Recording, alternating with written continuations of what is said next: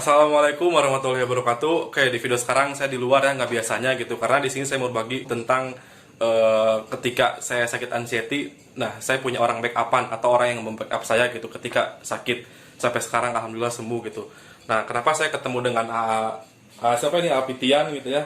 Karena kebetulan kakak saya kerja di sini dan beliau adalah security-nya gitu, dan nggak nyangka juga padahal waktu 2019 saya pernah ketemu dengan A ini, tapi masih biasa, masih ngobrol gitu, masih saling nyapa dan nggak kenal. Nah, sampai sekarang taunya kita sama-sama punya penyakit anxiety gitu ya. Nah, ini mungkin suhunya gitu ya, karena saya juga dibantu sembuh oleh beliau gitu, karena beliau tahu udah menangani beberapa orang maksudnya gitu ya.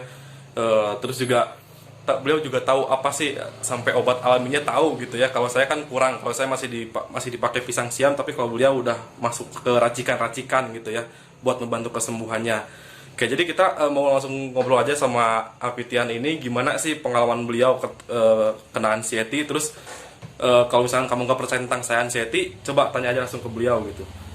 Oke, jadi kita langsung bicara di sini gitu ya. Oke, jadi gimana sih rasanya ketemu sesama dengan pengidap ansietas gitu ya, atau cuma berlebih gitu? Kayak gimana sih Pak rasanya? Kalau rasanya itu ya, kalau dulu minder kayak orang gimana lah gitu, berasa nggak pede atau apa karena penyakitnya kan aneh. Kalau ke dokter umum kan biasanya paling dibilangnya Lambung penyakit ya, lambung, penyakit lambung atau masuk angin atau kecapean berlebihan karena. Tapi kesini banyak gitu ya, banyak beribu-ribu gitu Pak. bukan kita sendiri. Malahan sebelum ketemu sama Apirman ini, dulu kan pernah ketemu juga masih sehat, belum ngalamin kena ansi kayak gini. Kena ansi itu di 2019 ya. 2019 kakaknya telepon sama saya ngebilangin gejalanya kayak Sama gitu ya. kayak Sama. saya dulu. Ya saya juga nggak nyangka sih. Ya semua orang bisa kena juga, tergantung pola pikirnya ke masing-masing orang lah. Gimana cara pola pikirnya, pengelolaan pola pikirnya. Kebanyakan orang-orang sekarang kan terlalu berambisius dalam hidup. Orang-orang yang kena ansi itu sebetulnya orang-orang yang bisa dikatakan terlalu ambisius, emosi, sama ya orang-orang yang kayak gitulah, yang terlalu jauh sama apa namanya, Egois juga gitu ya. Egois lah. Keras kepala juga kan, kita dulunya kayak gitu maksudnya. saya juga termasuk orang kayak gitu. Nah, saya juga sama, saya mengakui. Makanya pemikiran kita tuh nggak sanggup buat mikir ke depannya, tapi kita paksain, akhirnya kita jatuh ke anxiety gitu loh. Kalau saya gitu kan, soalnya kan tiap orang beda-beda ya. Beda-beda gitu. Jadi ada yang akibat tekanan dari tekanan bisa keluarga, atau kalau yang masih belum nikah mungkin dari pacar, kayak galau-galau kayak gitu sebetulnya. Jadi benih-benih gitu ya, benih-benih buat kedepannya. Makanya apa solusinya, dibanyakin bahagia gitu, hobi gitu ya. Banyakin ya, intinya kalau yang masih sekarang menderita, saya doain semoga cepat sembuh. Intinya amin. Berserah diri sama Tuhan. Ingat, hidup itu udah ada yang ngatur, nggak usah ngatur sendiri. Nah itu kan saya sama bilang. Kalaupun ada keinginan, step by step. Nah, jadi jangan dipaksain ya, jangan ambisius gitu, jangan terlalu berambisi. Jadi berpikir rasional lah gitu. Rasional, karena manusia itu udah ditakdirkan segala sesuatunya, udah ada yang ngatur. Jadi nggak usah ngatur sendiri, termasuk yang sakit, yang udah sembuh, yang apa, itu udah ada yang ngatur. Semuanya itu dalam hati dan pikiran kita. Jadi kalau misalkan hatinya jelek, ya susah sih untuk sembuhnya. Tapi kalau misalkan lebih legowo, lebih menerima, ya bisa cepat. Seperti Apirman ini ya termasuk yang cepat, karena mungkin perasaannya mulai terbuka, segala sesuatunya lebih cepat diperbaikinya. Tapi masih ingat nggak waktu saya pergi ke psikolog, ke psikiater sampai ngabisin duit gitu, baru mikir gitu. Ini buktinya, karena yang ngasih tahu itu ini gitu ya. buat udahlah nggak usah ngabisin duit, lebih baik belajar pasrah dan ikhlas, itu lebih cepat sembuhnya kayak gitu. Walaupun emang ya penyakit ini tuh kan kalau misalkan udah nggak bisa dikontrol itu kan harus ke psikolog atau psikiater, tapi nggak ada salahnya kalau bisa buat belajar diri sendiri kayak gitu. Nah, ini juga sebagai buktinya gitu ya, gimana pengalaman ngadapin saya waktu itu. Wah, orangnya emang dulu mah keras kepala. Nah itu kan keras Kalau kepala egois. sekarang mah, ya alhamdulillah lah, mudah untuk dulu pergaulannya lumayan Nah lah. itu kan dulu kalau sekarang gimana ya? Kalau sekarang mah Hikmahnya alhamdulillah. kan banyak ya, 1000 hikmah dibaliknya kan Ya, ada iya gitu. pasti. Nah itu Karena kan setiap penyakit itu pasti ada hikmahnya. Nah kayak gitu. Terus ada pertanyaan nih ya, gimana sih ketika ini masalah pribadi gitu ya, pas pertama kali kena anxiety itu lagi apa, penyebabnya apa gitu. Saya dulu puncaknya ya, kalau penyebabnya itu kan banyak hal masalah-masalah kecil yang belum beres, keinginan-keinginan yang banyak tidak terpenuhi itu adalah satu suatu benih-benih lah, benih-benih dari anxiety itu. Nah kalau saya puncaknya itu dulu kayak gimana ya, lupa lagi rasanya tuh. Jadi kayak yang hidup mati enggak kayak Nah, yang jadi kayak bingung nanggung lah, ya, kayak bingung, orang bingung, kebingungan. keringetan gitu, gimana, was-was, cemas. Itu kan sama kayak kita perasaannya gitu. Nah sekarang kalau misalkan mau nanyain sensasi apa sih yang didapat ketika anxiety, ini kan banyak pertanyaannya, kayak katanya gini, itu tuh emang umum. Coba tanyain ke Apitian langsung, gimana sensasinya yang pertama, dapat apa aja gitu ya, yang 1000 sensasi itu dapat apa aja gitu. Kalau yang pertama yang jelas ya pasti kita merasa bingung sendiri, keringetan, sedikit cemas, lama-lama ada cemas, kesananya keringet dingin berlebihan, nggak aktivitas nggak apa-apa, terus merasa kedinginan, terus segala kerasa lah dari badan, ulu hati nggak enak, itu kan udah umum ya. terus tenggorokan panas, kering kayak gitu, itu mah udah umum. Sakit di dada kiri, dada kanan, terus belikat kan, itu udah umum sebetulnya. Itu udah umum. Emang, tapi kebanyakan kan, bro, kalau misalkan orang-orang yang baru kena pasti ditanyain kayak gitu. Jadi jangan pernah nyamain penyakit kayak kita sakit kepala, pasti rasanya tuh sama kayak gitu. Jadi nggak akan ada beda. Susah tidur cuman sebentar, malas atau apa, sebetulnya itu gejalanya. Tapi kalau menurut saya, semakin kita mengikuti alur itu semakin lama ya, karena kita terlanjur masuk ke lubang hitam itu gitu. Jadi kalau menurut saya mah aktivitas, cuman kalau misalkan udah capek jangan diterusin, istirahat sampai. Intinya banyakin hobi lah. Untuk hobi itu sebetulnya untuk pengalihan isu itu. Jadi ketika kita ada sesuatu hal yang ditakuti, pelariannya itu kepada hobi kita. Saya dulu pas kena saya tuh 2017 saya sakit itu ke dokter umum, kena lambung, saya makan obat nggak cocok. Kebetulan istri saya punya teman, suaminya juga dulu sama kayak gitu.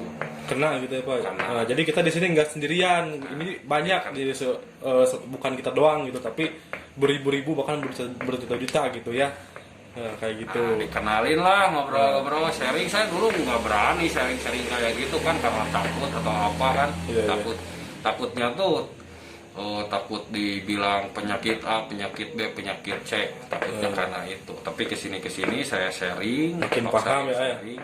Dibilangin hidup itu udah ada yang ngatur, nggak boleh ngatur sendiri, sama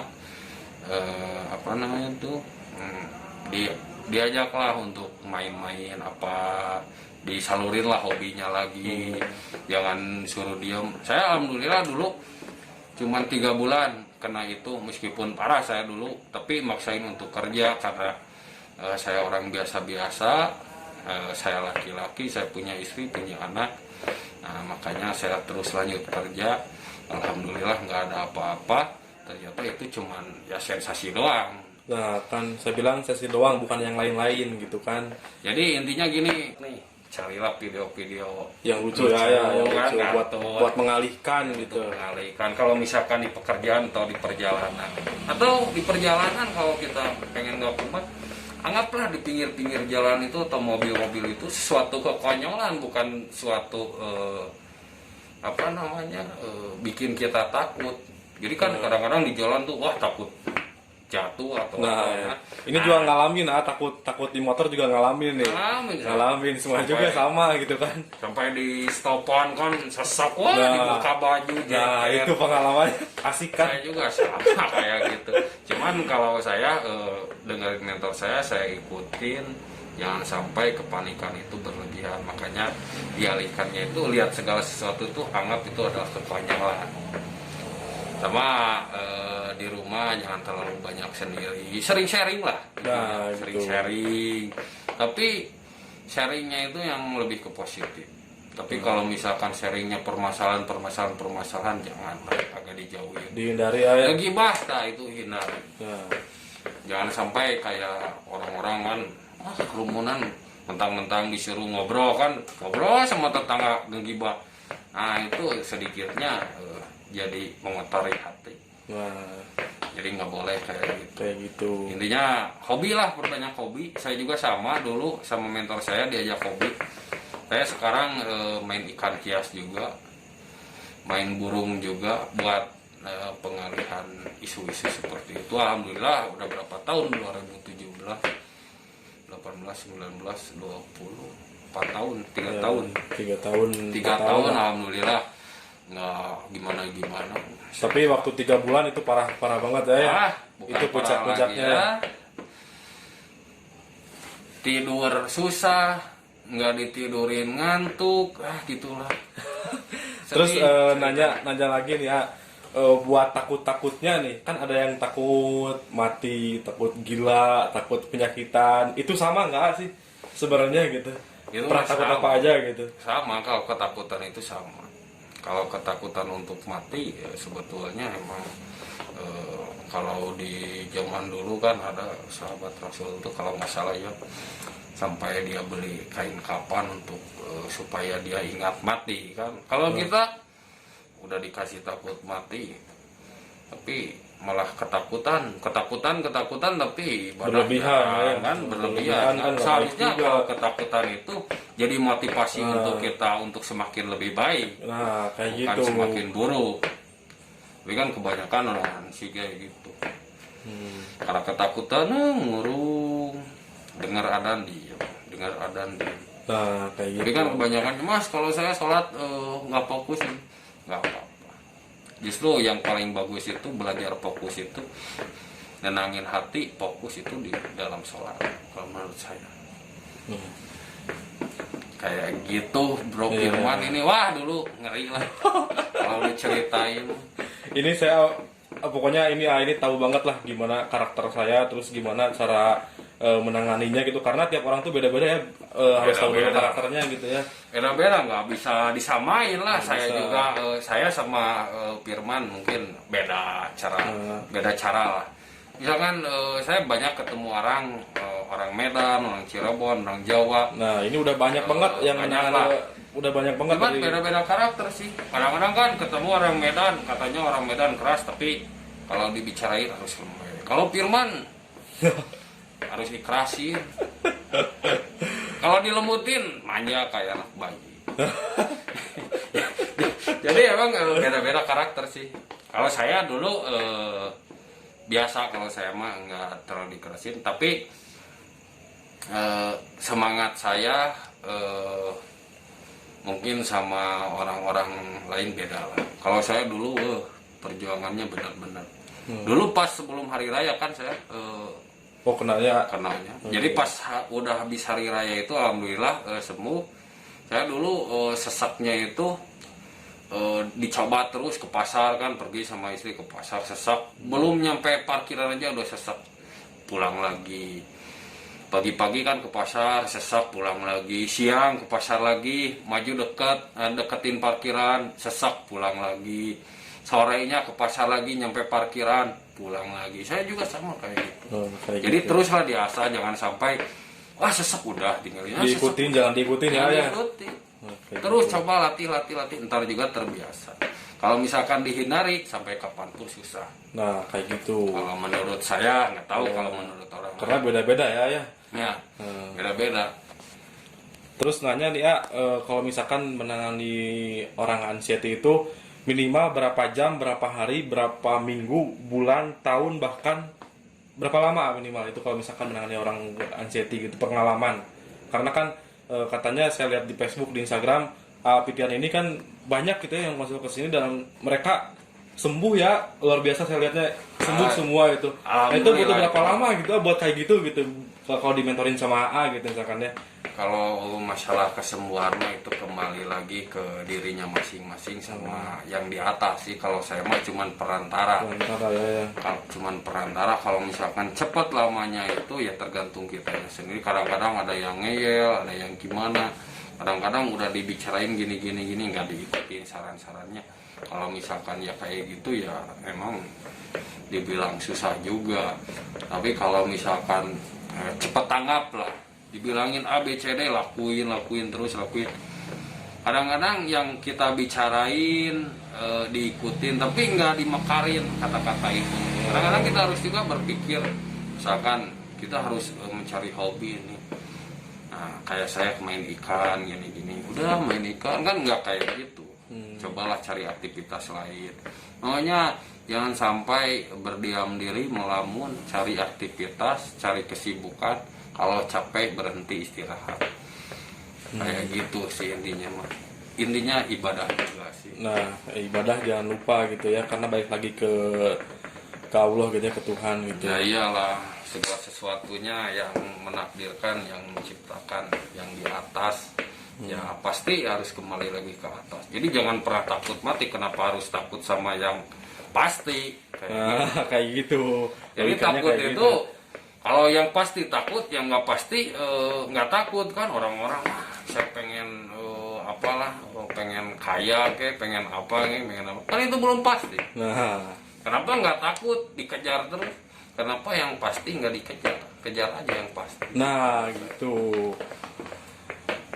Gitu bro, jadi salat intinya mah. Kalau saya dulu disuruhnya habis salat maghrib baca yasin, habis salat isya baca yasin, habis subuh baca yasin, baca Quran lah, salat berjamaah. Saya dulu dibilanginnya kayak gitu. Intinya perbaiki aja salat berjamaah, banyakin kalau untuk laki-laki, kalau untuk perempuan bisa di rumah baca-baca Quran bisa. Setelah sembuh dari anxiety, apa yang dirasakan gitu? Hikmahnya gimana sih gitu? Hikmahnya ya badan makin besar, lebih besar gitu, lebih gemuk lah, lebih happy gitu ya. Lebih happy. Nah itu yang saya bilang, ketika kamu sembuh dari anxiety itu bakal nemuin dunia yang jauh lebih tenang lagi, jauh lebih nyaman lagi.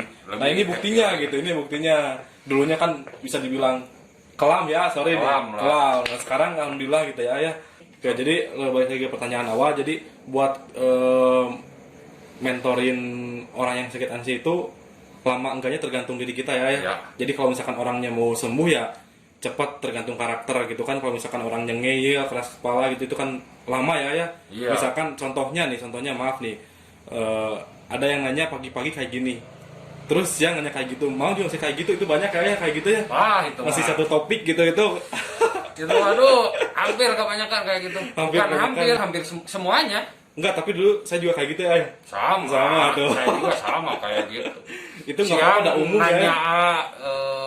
Sore nanya malam terus, sama gitu. Malam kayak gitu. Tapi kalau orang-orang yang dipikirin, dipakai kata-katanya itu, kalau misalkan dinasehatin gini enggak.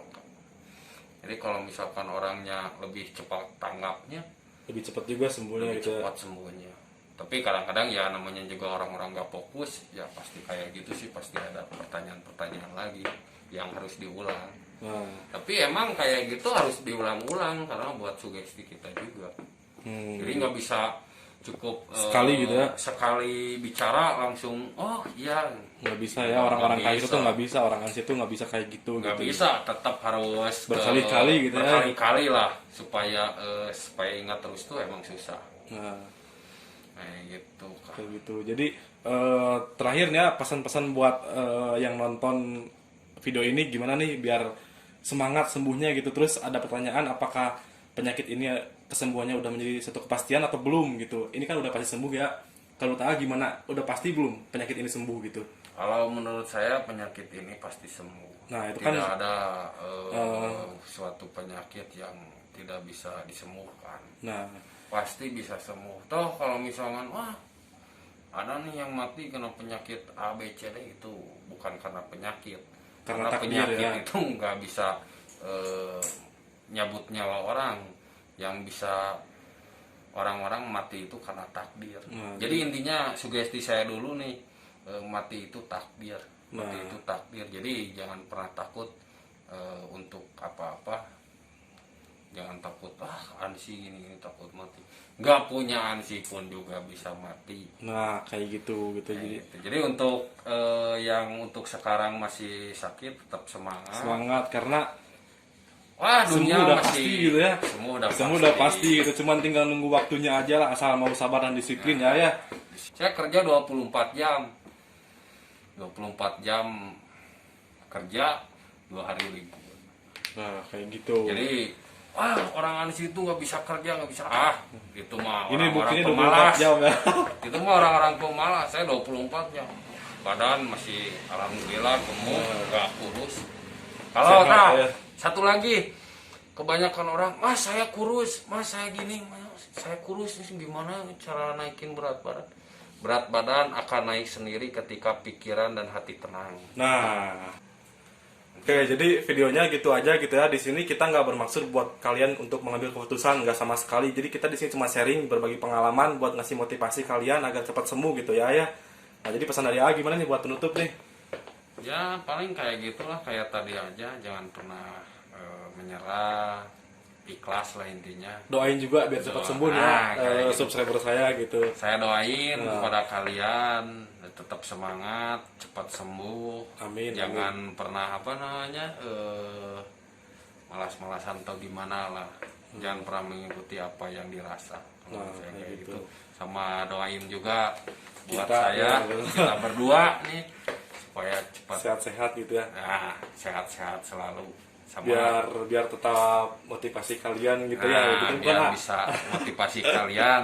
Saya baru kali ini kayak gini, saya sebenarnya paling nggak mau kayak gini karena saya mah pemain di belakang layar. Nah, ini yang suka ngomen-ngomen di Facebook nih, ini nih ya, Peter ini nih. Saya Yang pemain belakang layar, saya nggak pernah nggak mau disuruh juga bikin vlog, saya nggak mau. tapi saya paksa gitu karena ya mumpulnya ketemu ya, jarang-jarang ketemu kita. Jarang-jarang ketemu. Sekalinya ketemu ini buat video lumayan lah. Mudah-mudahan bermanfaat buat kalian gitu. Oke, jadi kurang lebihnya mohon maaf ya. Assalamualaikum warahmatullahi wabarakatuh.